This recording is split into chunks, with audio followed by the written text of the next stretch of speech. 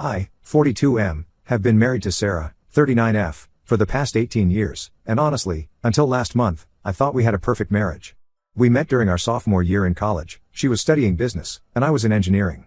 We dated for 2 years before getting engaged in our senior year. Everyone said we were the perfect couple. We got married right after graduation and started building our life together. 2 years into our marriage, we had our son Jake, and everything seemed perfect. I had a good job at a tech company, Sarah was climbing the corporate ladder at her firm, and Jake was growing up to be a brilliant kid. We lived in a nice suburb, went on family vacations twice a year, and never had any major problems. Sure, we had our occasional arguments like any couple, but nothing serious. Sarah was always the perfect wife and mother, or so I thought. Jake turned 16 last month. He's always been interested in history, and recently he's gotten really into genealogy. He kept talking about these DNA testing kits and how cool it would be to trace his ancestry. For his birthday, I thought it would be perfect to get him one of those premium DNA testing kits that also show you genetic relatives. Sarah seemed a bit hesitant about it but didn't say anything outright. Now I understand why. 2 weeks ago, the results came back. Jake was excited to explore his heritage, but what he found instead changed our lives forever. Through the DNA matching feature, he discovered he had a half-sister, Amy, 16F, living just 2 hours away from us. At first, I thought it must be some kind of mistake. But then Jake showed me Amy's profile, and my heart stopped. She was born just 3 months before Jake. I remember that period clearly now. Sarah and I had gotten engaged, but about 7 months before the wedding, she suddenly got cold feet. She said she needed space to make sure she was making the right decision. We broke up for about 2 months. When she came back, she was full of apologies and said she had realized I was the one she wanted to spend her life with. We got married as planned, and 2 months later, she told me she was pregnant with Jake. When I confronted Sarah about Amy, she tried to deny it at first. But after hours of arguing and crying, she finally confessed. During our break, she had gone back to her ex-boyfriend Tom. They had a brief relationship, and she got pregnant. But she claimed she had realized she loved me more and came back. She never told me about the pregnancy or about Amy. What makes it even worse is finding out that this wasn't just some secret child she had given up for adoption. Sarah had been actively involved in Amy's life for years. Since Amy was 5 years old, Sarah had been secretly meeting her every few months. She would make up excuses about business trips or visiting old college friends. She attended Amy's school events, sent her birthday and Christmas gifts, and even had a separate bank account to send money for Amy's expenses. She had created a whole separate life that she managed to hide from Jake and me for 16 years. She had separate social media accounts to keep in touch with Amy. She even had photos of all of Amy's major life events stored in a secret email account. All this time, while I thought she was the perfect wife and mother, she was living a double life. Jake hasn't taken the news well at all. He's angry, confused, and hurt. He keeps asking to meet Amy, saying she's his sister and he has a right to know her. But every time he brings it up, I feel sick to my stomach. I know it might sound cruel, but I can't handle the thought of him having any connection to the product of my wife's betrayal. It feels like letting them meet would be like accepting Sarah's lies somehow. Sarah thinks I'm being unreasonable and unfair. She keeps saying that Jake has a right to know his sibling and that I'm punishing the kids for her mistakes. She's been crying nonstop, telling me how sorry she is and how she wanted to tell me many times but could never find the courage. But how can I believe anything she says anymore? She's been lying to my face every single day for 16 years. I've moved out of our bedroom and have been sleeping in the guest room. I can barely look at Sarah anymore. Every time I see her, all I can think about is how many times she must have lied to me over the years. How many business trips were actually visits to see Amy? How many girls' nights out were secret meetings with Tom? Jake hasn't spoken to either of us in days. He stays locked up in his room and only comes out for meals. Sarah's family found out about everything last week, and they're divided. Her parents think I'm being too harsh and should give her another chance for Jake's sake. They keep saying that what's done is done, and breaking up our family now won't change the past. But Sarah's sister actually sided with me. She said she couldn't believe Sarah could maintain such a huge lie for so many years and that if she could lie about something this big, who knows what else she might be lying about. My own family is furious with Sarah. My sister, who was always close to Sarah, feels particularly betrayed. She's been texting me nonstop, telling me I need to leave Sarah and that I deserve better than someone who could lie to me for so long. My parents are devastated too. They adored Sarah and treated her like their own daughter. I've been thinking about divorce, but I'm worried about how it would affect Jake. He's already dealing with so much, finding out he has a sister he never knew about, realizing his mother has been lying his entire life. Would divorcing Sarah just add to his trauma? But then again, how can I stay married to someone I can't trust anymore? Every time I think about those 16 years of lies, I feel physically sick. All those memories of our supposedly perfect marriage are now tainted. Was our whole relationship built on lies? Were there other secrets I didn't know about? I keep replaying every moment of our marriage in my head, wondering what else might have been fake. Am I wrong to refuse Jake's request to meet Amy? Should I just swallow my pride and let them meet? Am I being an asshole for potentially denying my son a relationship with his half-sister? I honestly don't know what to do anymore. Update 1 first, I want to thank everyone who commented on my original post. Reading through your responses made me realize I was letting my anger at Sarah affect my judgment about Jake meeting Amy. Many of you pointed out that I was punishing two innocent teenagers for their mother's mistakes, and you were right. After a long conversation with my sister, who helped me see things more clearly, I decided to let Jake and Amy connect through social media first, thinking it would be an easier way for them to get to know each other. But what happened after that decision made everything so much worse. Jake was excited when I told him he could reach out to Amy. He found her on Instagram and sent her a message explaining who he was. Amy responded almost immediately. Turns out she had been hoping to connect with him for years. They started chatting, and at first, everything seemed to be going well. They discovered they had a lot in common, both played soccer, loved the same music, and even had similar tastes in books and movies. For a brief moment, I thought maybe this could work out somehow. But then, 3 days into their conversations, Jake came to me looking absolutely devastated. He showed me screenshots of older conversations between Sarah and Amy that Amy had shared with him. What I read made my blood boil.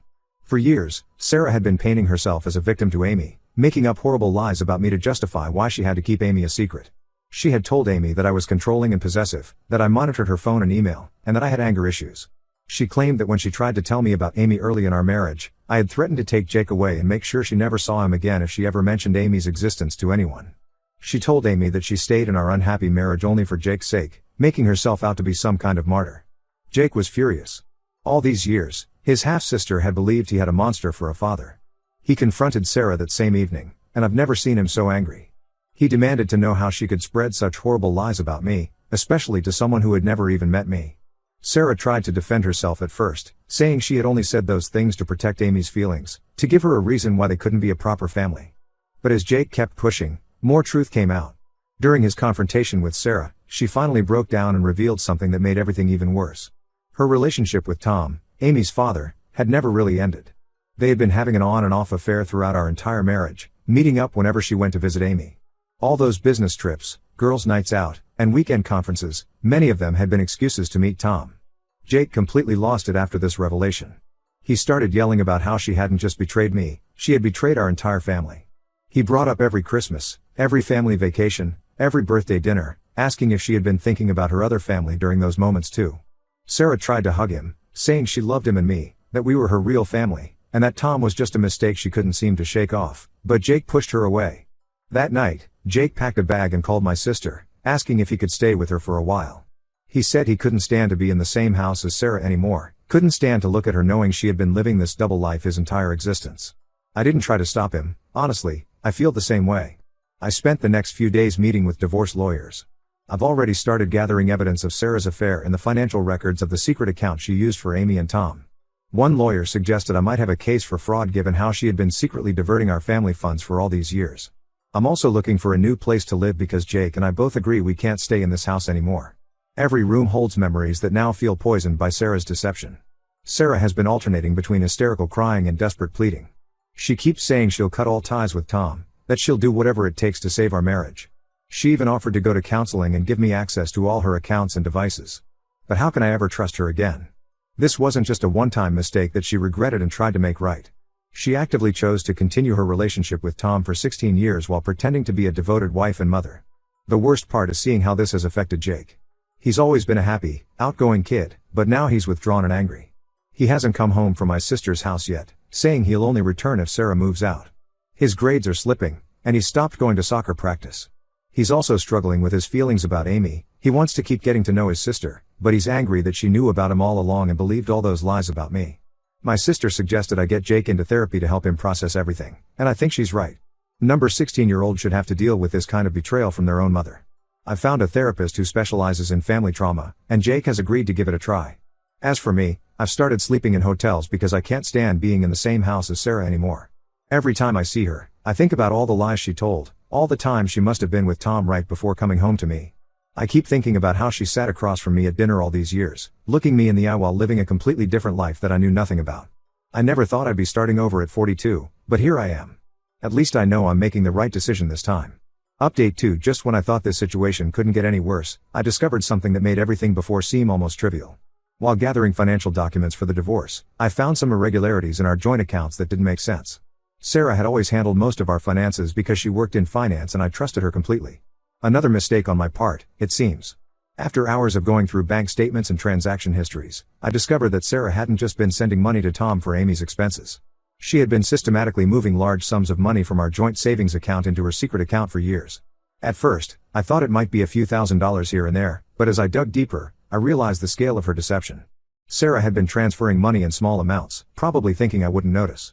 But over the years, these small transfers added up to nearly $200,000. This was money we had been saving for Jake's college fund, our retirement, and our future. I felt physically sick when I saw the total amount. My lawyer helped me hire a forensic accountant to trace where all this money had gone. That's when we made the most shocking discovery yet. Sarah and Tom had bought a small vacation house together 3 years ago in a lakeside community about 3 hours from our home. They had been using it for their meetups, all funded with our family's money. Nearly $100,000 of our savings had gone into this secret property. When I confronted Sarah about this, her response made me realize I had never really known her at all. Instead of showing remorse, she tried to justify her actions. She claimed she was just trying to be fair, that it wasn't right that Jake would inherit everything while Amy got nothing. She said she was thinking about both her children's futures. The way she could say this while looking me in the eye, as if stealing from her son's college fund was somehow morally justified, made me realize how delusional she had become. I immediately contacted my lawyer and had all our joint accounts frozen. We're now looking into pressing charges for financial fraud. The lawyer says we have a strong case given the systematic nature of her theft and the clear paper trail. But the revelations didn't stop there. Through my lawyer, I managed to track down Tom's wife, Rachel. It turns out she had no idea about Sarah or Amy or the vacation house. She thought Tom went there for fishing trips with his college buddies. When I told her everything, she broke down and shared some information that made everything even clearer. Rachel had found some encrypted emails on Tom's laptop a few days ago. She shared them with me, and what we discovered was devastating. Tom and Sarah had been planning to leave both of us once the kids turned 18. They had this whole future mapped out. They would sell the vacation house, use our stolen money to move to another state, and start a new life together. They had even been researching properties and jobs in different cities. All this time, while Sarah was playing the perfect wife and mother, while she was sleeping next to me every night, while she was celebrating anniversaries and birthdays with us, she was actively planning to abandon our family. She and Tom had been meticulously planning their escape, using our money to fund their future together. Jake was devastated when he found out about the money. That college fund represented all his dreams. He had been planning to apply to several top engineering schools, and now those plans might have to change. He's even more angry now, if that's possible. He told me he never wants to see Sarah again. Rachel and I have been sharing information and working together with our lawyers. We're both filing for divorce and pressing charges for fraud. She's as angry as I am, maybe even more so because Tom had been using her inheritance money to fund his life with Sarah. Sarah has been calling and texting nonstop since I froze the accounts. She keeps saying I'm being cruel, that I'm not thinking about Amy, that I'm trying to destroy her life. She even tried to claim that she was planning to pay all the money back eventually. I've blocked her number and told her to communicate only through our lawyers from now on. I never thought my life would turn out like this. 20 years together, and it turns out I never really knew my wife at all. The level of calculation and deception involved in her actions is almost impossible for me to comprehend. How do you share a bed with someone for 16 years while systematically stealing from them and planning to leave them? At least now I know the full truth, as painful as it is. The divorce proceedings are moving forward, and I'm focusing on helping Jake get through this. That's all I can do right now. Update 3: The divorce was finalized last week. The past 6 months have been a roller coaster, but things are finally settling into a new normal. I wanted to give everyone a final update on how everything turned out. The custody battle was surprisingly brief. Sarah tried to fight for joint custody of Jake, but given that he's 16 and firmly stated his preference to live with me full-time, the judge took his wishes into account. She was granted supervised visitation rights, but Jake has made it clear he doesn't want to see her right now. The therapist says we should respect his decision and let him process his feelings at his own pace. The financial aspect was more complicated. The forensic accountants found even more money that Sarah had diverted over the years. The total came close to $300,000. The judge was particularly harsh about her theft from Jake's college fund. In the end, she was ordered to pay back everything she had stolen, plus interest. The vacation house was sold, and all proceeds went toward paying back what she had taken from our family. Tom's wife Rachel and I ended up winning our fraud cases. Sarah and Tom are both facing legal consequences for their actions.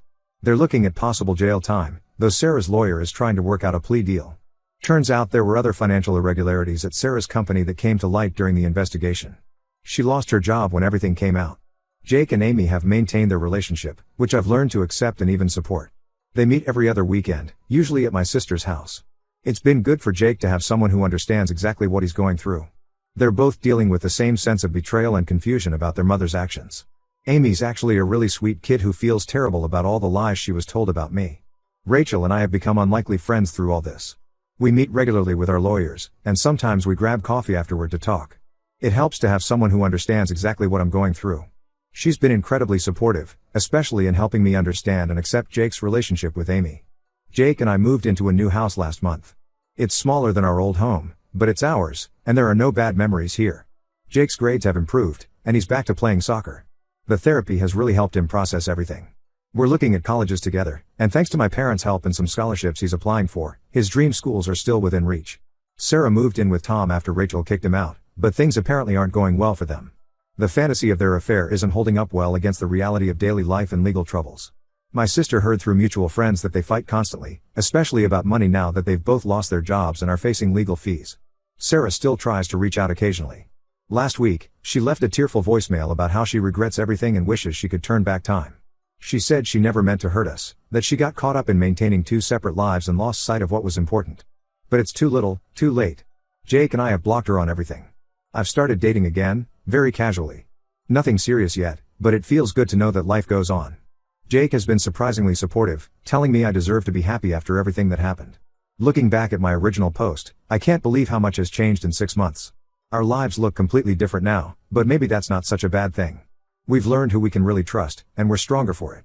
Some betrayals can't be forgiven, but they can be survived. This will be my last update. Thank you to everyone who offered support and advice throughout this journey. Jake and I are going to be okay.